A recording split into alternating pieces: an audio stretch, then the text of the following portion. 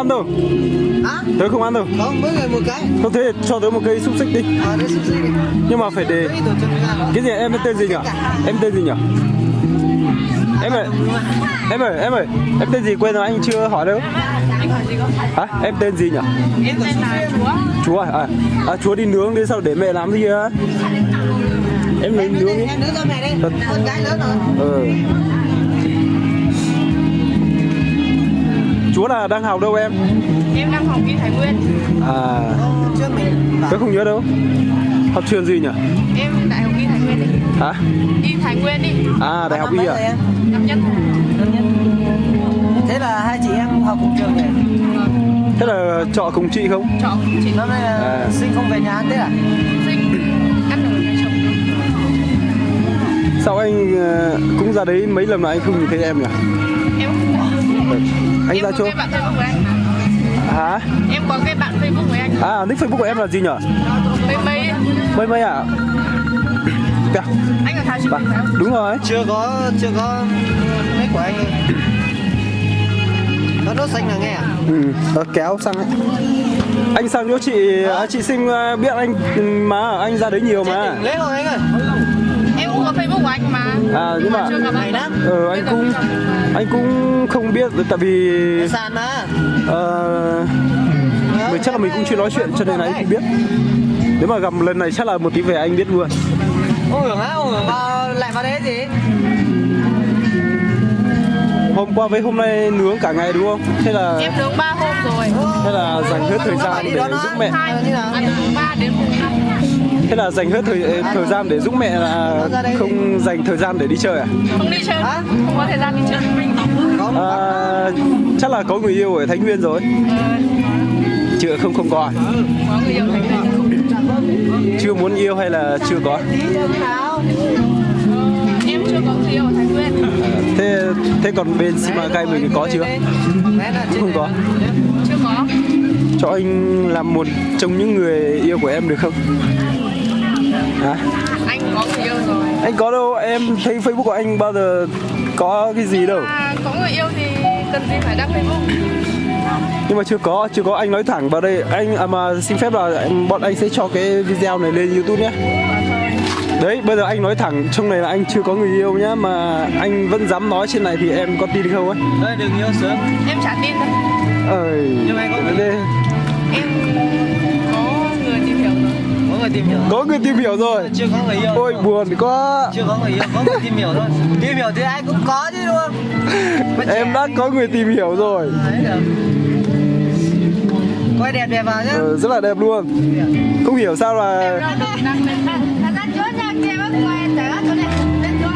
Đấy đủ. đấy mình ăn xúc xích mình là khách mà. Mình là khách mà, mình ăn xúc xích của em ấy. Chốt nướng xúc xích rất ngon. Chúa mua hồn trầu star. Star. Má Bao làm chú à? cái đấy để bao Có sao đây? Thôi, xấu đâu. Tối gì?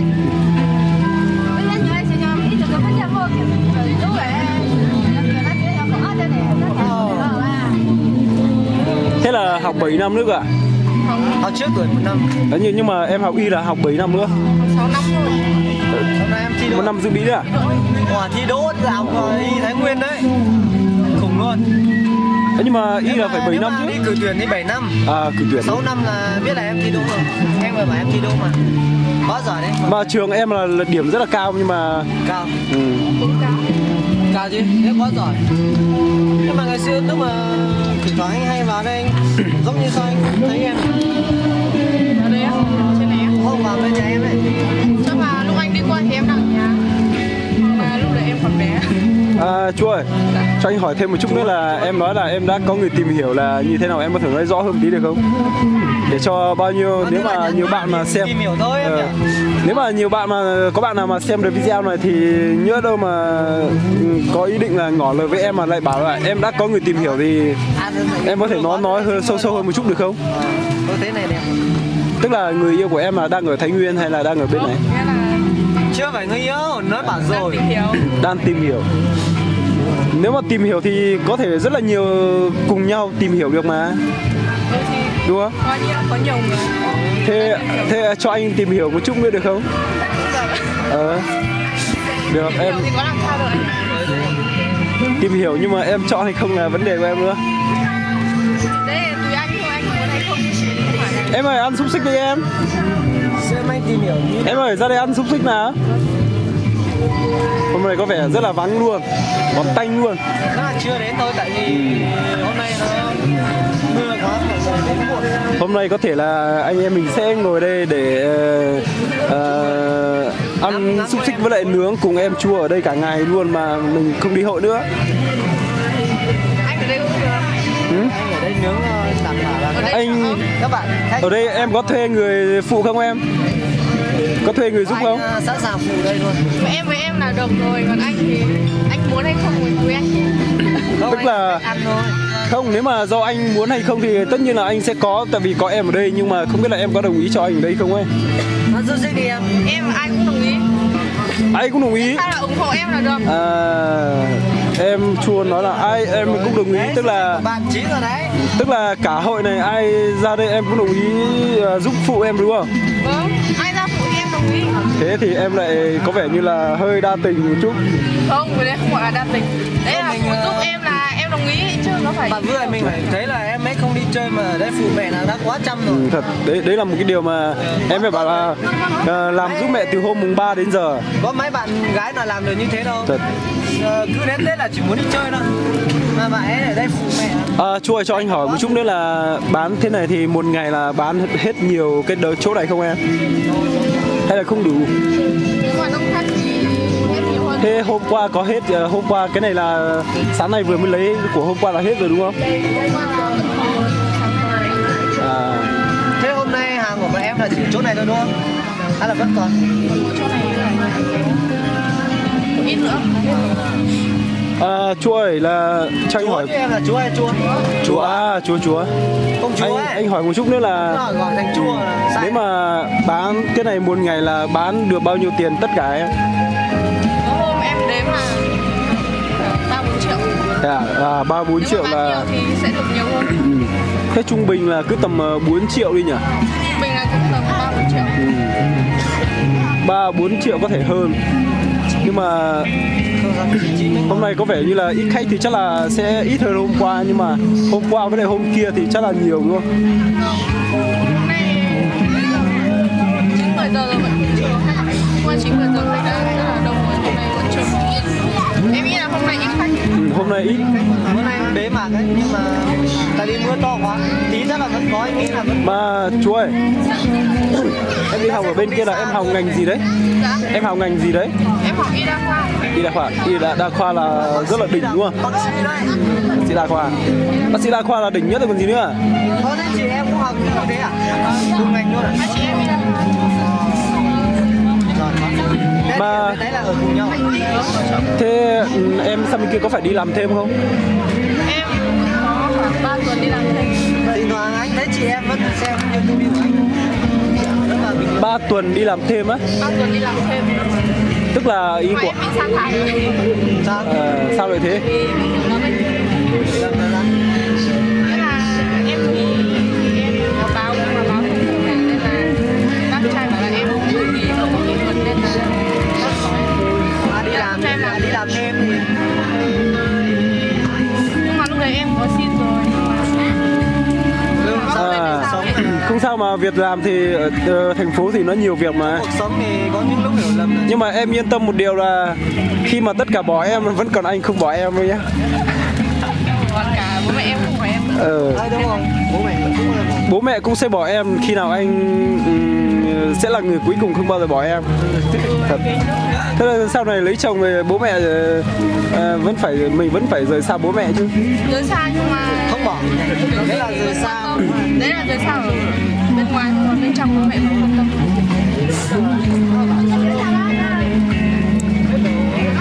Nó có xin lúc đấy hả? Thế được cái tuần sai khóa quế rồi thôi. Khóa hủ nó bên một trao nữa. Hiểu không? Bên một trao nữa. Nếu mà bọn anh kéo thì đi làm vợ thì em có đồng ý không? Kéo ai? thì kéo nhưng mà không có kéo em. Thế nếu mà kéo em thì được không? Em không đi đâu. Hả? Anh không kéo được. Sao lại không kéo được? Nếu mà anh kéo thì chắc chắn anh sẽ kéo được, nhưng mà Em báo công an. hả? Em báo Đấy công an là đấy. không, anh có làm gì sai đâu. Có sai đấy. Hả? Kéo đi lấy mà anh phải kéo đi Trung Quốc đâu. Nhưng mà nó vẫn sai. Đối với em nó vẫn sai. Hôm nay lễ hội trên đấy Đúng rồi. xinh nhất. Điều. Thề luôn. Nếu em tìm được người chưa ai xinh hơn em. Ở đây rồi. Đâu? Nữa à? Dưới kia. Dưới kia là ai? Anh cứ đi dưới kia. Thật hôm nay anh À, lạnh chết đấy. Đi ăn chút xinh em. Anh mời em 2 cái. Nhá. Em nướng. Hả? Em nướng. Anh mời em ăn cái. Anh ngồi. chú ơi, em nướng đồ nướng này thì em thấy là khách người ta hay ăn cái gì nhất? Xúc xích hay là nấm hay là chân gà hay là cánh gà hay là cái này? Hay là cái gì khách hay ăn nhất? Em thấy khách thường mà ăn nấm nhiều nhất. Nấm à? Nấm nhiều nhất à? Nấm nhiều nhất, xong rồi đến chân gà, đến rau tôm. Còn lại cánh gà với cả thịt gà các thứ thì khách ăn. Mình lại không bao giờ ăn nấm cơ. Thật, trước đến giờ chưa bao giờ ăn nấm rồi. Không có ăn nấm rồi chứ học Mình- chú là bị gọi là cái bị gì nhỉ? Ăn nhiều quá. Mình thử một cái một xiêm này, mình chỉ thử một cái mình không ăn. Mùi của Mà nó mình không ngon này hay như nào? Thật ra cũng không phải không ngon, nhưng mà mình cũng không thích ăn. mùi của nó anh sợ luôn. Nấm với cả vợ kể cả nấm thì anh cũng không thích ăn. Với lại một điều nữa là khi mình Đúng rồi, ăn khi nhiều mình quá. khi mà mình ngồi thì có vẻ như mình cũng hơi đói, nên mình sẽ ăn những cái thứ mà nó ngon hơn một chút, thì mình lại không Thế thích bao ăn giờ nấm. hôm nay em đi học? Em cũng 2 tháng 2. 2 tháng 2 á? Tháng 2 á? 2 tháng 2. Không phải mùng 2 mà mùng 9 âm. 9 âm. À, Nghĩa là 2 tháng 2 dương. Thì nó cũng sắp đến rồi. đấy là Bây giờ hôm nay là mùng 9 là mấy nhỉ? 29 nhỉ? Em không biết nữa. Mùng Nhưng mà 9. em biết là mùng 9 là chủ nhật. hôm nay là mùng 5 còn gì nữa, mùng 5, mùng 6, 7, 8, 9 và 4 ngày nữa. Hôm nay đồng hồ mình 29 rồi mình tưởng sai. Còn 4 ngày nữa. Tất đúng thường thường là những cái 29 thế thì còn 3 ngày nữa. Có 31 không nhỉ? Hôm nay có 31 không em? mùng 9 là ngày 29, 30, nhiều 31 nhất, có. lâu nhất đấy. 31 thế là còn 4 ngày nữa.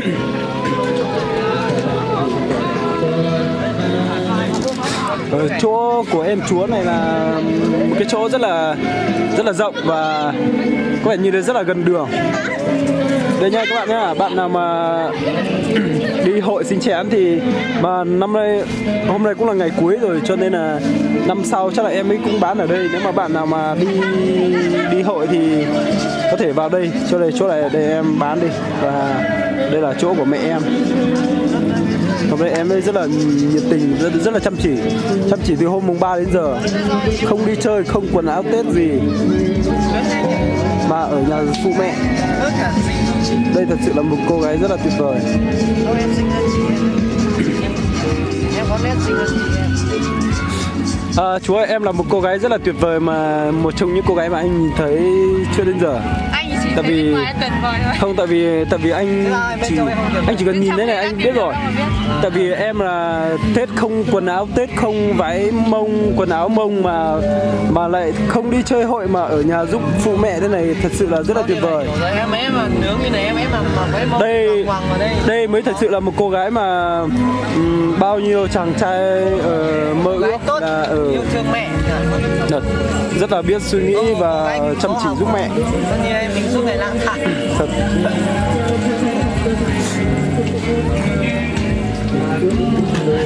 Chú ơi, em có thể nói một chút là về cái tiêu chuẩn của một người mà có thể lọt vào mắt xanh của em được không? Đúng rồi. Em muốn một người Để xem mà mọi người, có những người ta nhìn thấy mà người ta cũng muốn kết bạn với em, nhưng mà người ta lại sợ bảo là ôi nhìn em xinh gái với lại chăm chỉ thế kia, không biết mình Em có chỉ dám. cần một người tính nó con trai chứ không yếu đuối mẹ, có gì phải che chở cho em chứ không Che chở như thế nào? chở là nhưng mà bắt là em thì bảo vệ em. Biết quan tâm chăm sóc bảo vệ em thôi đúng Thế không? còn yếu đuối với mạnh mẽ là đối với em là như thế nào, là yếu đuối và mạnh mẽ là như thế nào? Yếu đuối là kiểu thấy em gặp khó khăn ấy thì cảm cũng muốn sao lành em ấy. Thế còn Người mà mạnh mẽ thì Thế em có thích một anh nào đó mà nó như kiểu là không men ấy? em thích chơi với nó, em thích chơi với những người Thích chơi với phải những lắm. người. Em thích chơi với những người như thế, nhưng mà yêu thì em không yêu. Nhưng mà thường là những người như thế nó rất là quan tâm mình đúng không? Không, nghĩa là người em yêu phải là men. Thì đúng rồi. Men. Men. men, con trai. Phải là đàn ông. Mình là Thế còn em có quan trọng về cái tuổi tác là hơn em hay là phải kém em không? Không quan trọng lắm. Cái đấy không quan trọng. Anh cũng Em nghĩ có nghĩ thế. là chiều cao gì đấy không? Thật. Bằng em hoặc cao hơn. Tiêu chuẩn quá là đơn giản bạn ạ. Rất là đơn giản mà Thế là cả hai mình là đạt rồi. mình chắc là cũng không biết mình có cái Thế em cũng suy cần nghĩ đây phải không? đẹp trai một chút à? Có chứ. Cũng phải ưa nhìn tí đúng không? Em không xinh lắm nên là không cần trai. Em khiêm tốn thì em nói thế, nhưng mà ở trong mắt anh và tất cả mọi người thì em rất là xinh gái. Em chỉ cần một người bình thường như em. Anh hỏi một chút nữa là chuyện riêng tư một chút nhá, thì là trước đến giờ là em đã yêu mấy người rồi, tức là em đã từng có bao nhiêu mối tình rồi? Em từng yêu một người nhưng mà chia tay rồi. Chỉ thầm yêu thôi mà đã chia tay rồi. Yêu tầm thời gian rồi nhưng mà lại chia tay. Em đi ra đây rồi. Đây. Đi xuống nữa. Nhưng mà em đã thể hiện cái, em đã biểu lộ cái bằng tớ luôn rồi này. như rất là đẹp. Đẹp luôn. Dáng Chú ơi, anh hỏi một chút nữa là em chỉ thầm yêu hay là em đã thể hiện là em yêu anh ấy chưa, hay là em chỉ là yêu thầm thôi? Hai người yêu nhau rồi. Tức là đã yêu rồi. Mà lại chia tay. Đã yêu rồi nhưng mà chia tay. Em biết Facebook của anh nhưng mà chưa biết bạn. Thế yêu được bao lâu mà sao lại chia tay đấy em? Chúa, tức là yêu được bao lâu rồi mà lại chia tay thế? Yêu chắc là 2-3 tháng. Không, đối về cái bạn thì lúc này 2-3 tháng. Em vào xem xinh đẹp như nào. Đấy, không nhiều là đẹp luôn. Quá đẹp luôn. Thế là trước đến giờ là em chưa yêu một ai, chỉ là Em yêu một người. thì người đấy. Hai Không, người yêu một nhau. người kia thôi, hai người yêu Không nhau. yêu thì yêu thầm yêu một người, còn yêu thật nghĩa là yêu thì đã yêu một người, còn yêu thì đã Thầm yêu một người nữa rồi đấy. Nhưng mà anh nói cho em là bây giờ không cần phải thầm yêu nữa, mà em yêu em cứ nói thẳng đi. Thật. nghĩa là đã yêu một người, đã yêu rồi, hai người đã yêu rồi, còn người em thầm yêu lại là một người khác. Như thế nó gọi là anh hiểu rồi, tức là Nhưng mà người em thầm yêu bây giờ em còn yêu không? Em bây giờ em không Không rồi đúng không? như thế là em hơi đa tình ấy. không phải, nghĩa là người em thầm yêu là của khoảng lớp 10 rồi. Người em yêu là lớp Thực ra 12 em yêu. em trả lời rất là ngây thơ, rất là thật thà luôn. Tức là tính cả. Em tính em thật thà. Tính là Anh cũng rất là thích tính như em luôn. Yêu thầm là lớp 10, còn lớp 12 em thì yêu người khác. Không sao cả, lớp 9 với lại lớp 10, cấp 2, cấp 3 là yêu thầm. Cấp 2 thì yêu thầm với lại yêu kiểu như là thích thì là chuyện bình thường. Cấp 3, lớp 10 thì yêu thầm thích cũng là bình thường, nhưng mà lớp 11, lớp 12 đi bắt đầu yêu là yêu thật rồi đấy nhỉ. Đi Thái Nguyên chắc là nhiều chỗ ra chắc là nhiều gái xinh lắm, em thì chưa sống. Thái Nguyên anh cũng ra nhiều mà, anh cũng ra. Anh đi làm đâu đấy? Không, anh không làm, anh cũng chỉ đi chơi. Trước anh làm dưới Hà Nội, anh lên chỗ chị Thu với lại chỗ chị Sinh em mà, anh lên ăn lẩu cũng xóm đấy mà, lúc nào ra cũng ăn cùng nhau mà. đời này cứ cầm tờ rơi cái gì cũng sao. Sinh là còn 4 năm nữa, còn 5 năm nữa. Sinh là năm nay Y4 rồi, chị Sinh còn 2 năm nữa. Anh nhầm, anh nói em cơ, anh nói là chúa cơ. Em đây 5 năm, thế em còn 5 năm nữa. Em còn 5 năm nữa. Anh nếu mà chờ thì anh vẫn chờ được nhỉ? Em có cho anh chờ không? Em chả cho ai được, đây là tụi anh chờ em. Được, thế thì anh sẽ chờ em. Mình mời em đấy. Ăn đi. Nếu mà bây giờ chưa có khách thì em có thể ngồi nói chuyện với bọn anh một tí mà.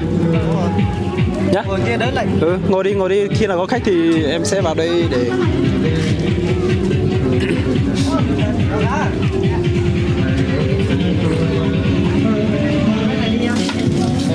Chỗ đấy à?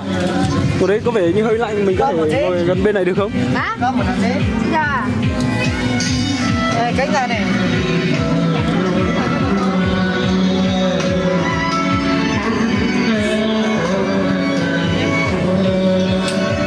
Một chỗ nào không mưa bạn ạ.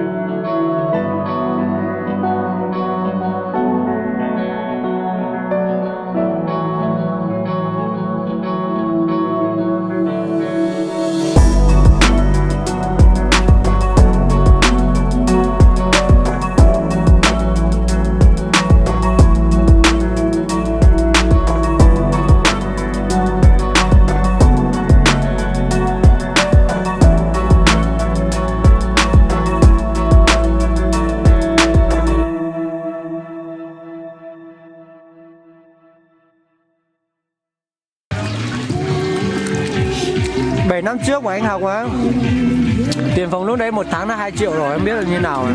Em kín á? Ừ. Em ở phòng chung ấy, là chung nó không khép kín.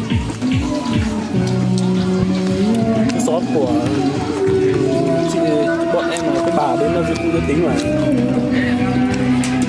mà. Bạn đã vào xóm đấy rồi á? Nhiều. Đấy là những đợt chuối chưa ra. Dạ. Ba ơi, tới bảo mẹ bạn ấy nướng thêm một ít mình ăn chơi này. Xem nào ăn gì? Em ăn gì? Còn anh mua. Anh ăn gì anh? Bạn lấy đi. Không, nhưng mà em ăn gì đấy? Sushi kia. Sushi đi. Đó bé biết được sushi đấy. Lạnh quá ngồi đây nhâm nhe thôi. Ở đây ủng hộ em.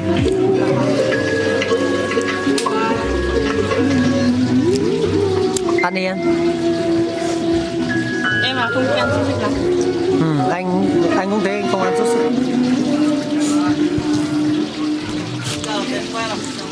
Thí sinh là cô bị ải đó. Cô bị ải đó. Không ai ăn sushi lắm nhưng mà vì em ở đây là ăn. Vì em mà bọn anh thích ăn rồi. Nhưng mà từng có những cái câu chuyện mà em biết là vì một người mình sẽ thay đổi, mình sẽ có những cái thói quen mới. Có thể giống như vì em mà anh thích ăn xúc xích. Anh chỉ sợ là vì em ở Thái Nguyên và anh có thói quen lên Thái Nguyên thôi. Xong cuối cùng lại thói quen đấy, không phải lên với em mà lên với người khác thì chứ nhờ em nhỉ? Không, lên Thái Nguyên bây giờ chỉ có lên với Chúa thôi. Ai biết được. Làm cứ như là yêu thật đấy nhỉ? Không, nhưng mà bạn ạ, bạn vừa phải nói gì nói. Có của miệng với cả răng rất là giống chị luôn. Mỗi tội mắt là đẹp hơn của chị. Chị là Xinh là mắt hơi 1 mí nhỉ, hay là 1 mí luôn nhỉ? Chị em 2 mí mà. Chị em ấy. Chị em vẫn 2 mí. nói chung là Nhưng chị em không hiền bằng em. là cũng hiền mà anh thấy cũng hiền. Có người hiền đó, nhìn vào mặt nó mà nhìn không hiền bằng Chúa. Em chẳng biết. Anh thấy cũng hiền mà. Nói chung là chị em chắc là giống nhau, không khác mấy. Ăn đi em, ăn đi bạn. Phải ăn hết chỗ này nhá, gọi ra rồi. Người Việt Nam là không được lãng phí. Anh gọi anh ăn nhá. Đâu có điểm cạnh. Không anh gọi mà. Anh gọi thì anh ăn. Không anh gọi cho em mà. Không. Anh gọi cho em với bạn Vư này để mình ngồi đây chấm ít thôi. Anh hỏi là em có cái nỗi buồn gì hay là như thế nào mà tại sao em bỏ cái Tết mà không thèm đi chơi là sao? Mà không thèm đi chơi. Bận này. Bận thì Kiểu như tất nhiên là anh biết là Tết thì đi chơi thì bố mẹ cũng không cấm, nhưng mà đấy là do em lựa chọn là bố mẹ đâu, nhưng mà có vẻ em có cái nỗi buồn nhất là về tình yêu thì con gái là sẽ không thèm đi chơi. em chả buồn gì tình yêu. Không mình anh nghĩ rồi, anh nghĩ em này là thật sự là một đứa con gái rất là ngoan đấy bạn. Không phải lý do gì muốn phụ mẹ thôi. Hiền và chăm chỉ luôn. Thì em nhở. Tại vì mình đi học mình cũng toàn dùng tiền của bố mẹ nhiều ấy, thì mình lâu Tết mình mới được về thì mình chả ham hố gì chơi, mình giúp bố mẹ tí đúng không? Đây là suy nghĩ của một đứa con gái ngoan. Sinh năm bao nhiêu nhỉ? Em 201. 201 lấy chồng được rồi đấy.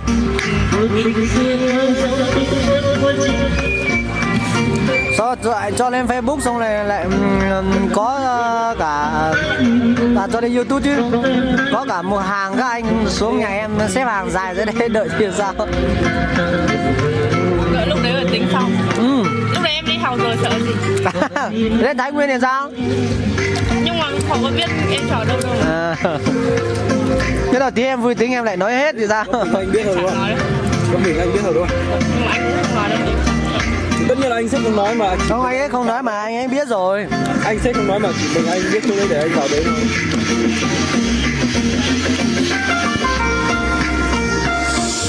Ăn đi em. Thôi cố ăn đây nhá. Bây giờ giao chỉ tiêu nhá. Cái này của bạn Vư đây, cái kia của em ấy. Xong là cái này của em ấy, cái này của em ấy, cái này của tớ. Đây là sàn chia xúc xích luôn nhé. Khi nào ăn hết thì Chết rồi. mình thôi, còn của Nếu mà ăn sàn còn một cái cánh Hôm này. nay đã đủ để anh làm một buổi hay một ngày việc để trả nợ chưa? Tức là không có tiền trả thì cái tầm này đủ anh làm một buổi hay là một ngày để trả? Để làm việc để trả tiền cái số mà ăn này không có tiền trả ấy. Một buổi hay là một ngày? Em cho anh làm một ngày nhé. Được, đồng ý luôn. Thế không trả nữa bạn. Làm ở đây làm một ngày đi. Làm cái gì không quan trọng là được nhìn thấy em là được. Lần sau bạn phải, lần sau thấy thật sự thích bạn nào như em này thì phải giả vờ quên mất tiền. Giả vờ quên tiền ở nhà thôi, để anh ở đây làm thôi trả nợ. Không phải giả vờ mà là không biết là đi chơi hay là như thế nào mà anh cũng quên rồi. Thế anh trả. Thế anh trả anh rồi mà. Em đang đi chơi anh Nguyên chơi gì? Nguyên là em đi. Không thì anh cũng, em à, thế anh cũng giả vờ quên mất ví tiền thật đấy. Thế anh muốn nói là anh đang giả vờ quên mất ví tiền, thật ra thì anh vẫn mang ví tiền. Chú ạ, đi chơi không đi cốc chưa? Em chưa đi. Cái này anh đi ra đấy. Anh ra thì em đi. Em rủ bạn đi. Thật ra anh chỉ hay không quan trọng, nhưng mà em thì cũng vui thôi, nhưng mà mình đi chơi riêng thì cũng vui thôi, nhưng mà nếu mà mình đi chơi vừa hai người thì chắc là em sẽ bảo là sợ hay là không muốn đi thì em không rủ bạn. Nhưng mà nếu mà rủ bạn thì anh định nghĩ là sợ mình hay là không muốn đi riêng với mình. Nhưng mà không phải người yêu nên là em nghĩ là không nên đi riêng. Em định đi riêng với người yêu.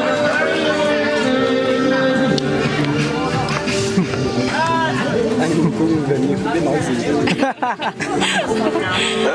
Tại vì anh cũng mong thế sau này nhớ đây mình là người yêu thì em cũng muốn mình đi riêng luôn. Còn lại em thích đi riêng với người yêu. Tức là Nhìn nụ cười của em ấy làm bao người chết rồi. nếu mà có người yêu thì còn lâu anh mới được đi chung với em. Thực ra anh thấy hôm nay em như là em mà không trang điểm đúng không? Em có bôi son. Bôi son thôi đúng không? Son hết rồi. À, quá đẹp, thật sự quá bình dị. Anh ở dưới Hà Nội á, chị của em với lại chị Tu ấy, với chị Hóa. Bây giờ gọi lên ăn lẩu anh Phi đi Hà Nội lên. Ăn đi cây anh đi. Anh đi mấy tiếng? Anh đi nữa. Bây giờ anh đi chậm. Đi xe khách thì đi 2 tiếng. Anh đi xe máy à? Anh đi chậm đấy. 4 tiếng. Bây giờ anh cái số chậm nhất thì anh đi rất chậm. Mình có một nước. Lúc còn em đi làm. Anh thôi anh lấy anh có luôn. Xong với bạn.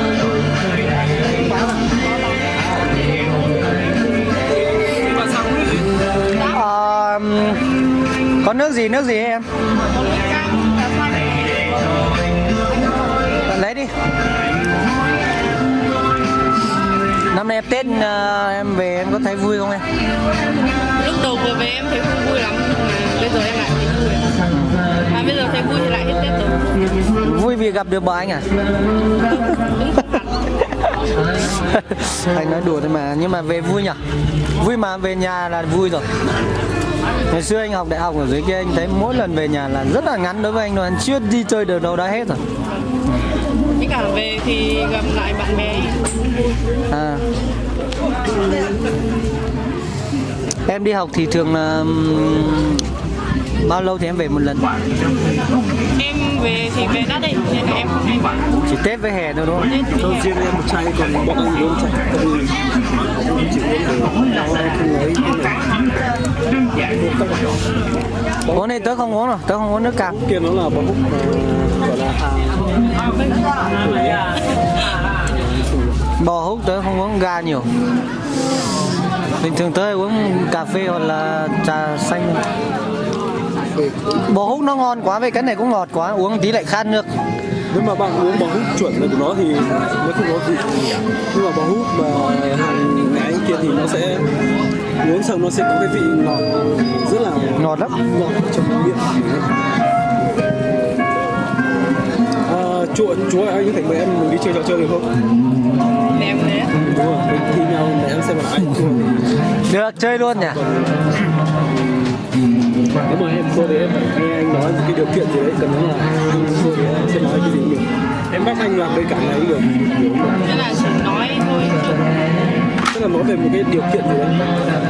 Nhưng mà em Giống như là em phải đi chơi với anh một buổi chẳng hạn. nhưng mà em đúng rồi, như thế em yên tâm là những cái vấn đề mà anh nói rằng nó sẽ không trái với lương tâm, là nó không sai pháp luật, là nó sẽ không ép buộc, là nó sẽ không Nó không phải tự nguyện đúng không? đúng rồi, nó chung là tự nguyện mà nó không vi phạm cái gì.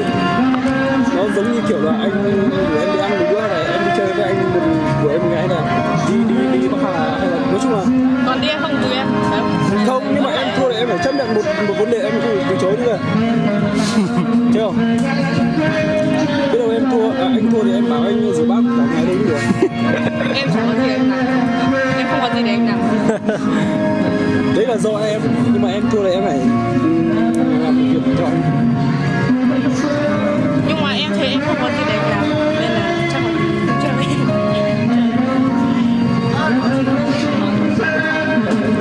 Anh có biết Liên không?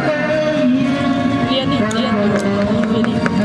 Đó, Anh có biết Liên không? đó. Liên học cùng trường em á? Không phải biên học Hà Nội chứ. Không, Liên ở làm. Liên Hồng làm. Liên hôm mà hôm trước mình quay đi né né. Chú Hòa, em nhớ của chú Hòa. Né né này, đúng không? Là em gái. Em trước là học cùng lớp với Liên. Thế á?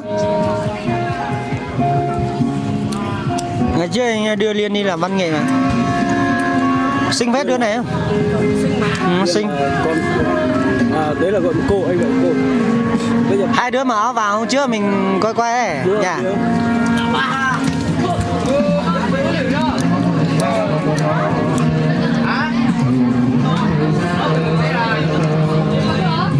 Em một nước rồi đó. Em bảo có người đang nhìn đâu. Không xong bạn vui mời em ấy đi ném nước đi. Sau là thôi không cần điều kiện gì nhiều đâu. Nếu mà Em đi ném vui. ném vui thôi. Nếu mà đường nước thì bọn anh cho em hết. Cái này em không bảo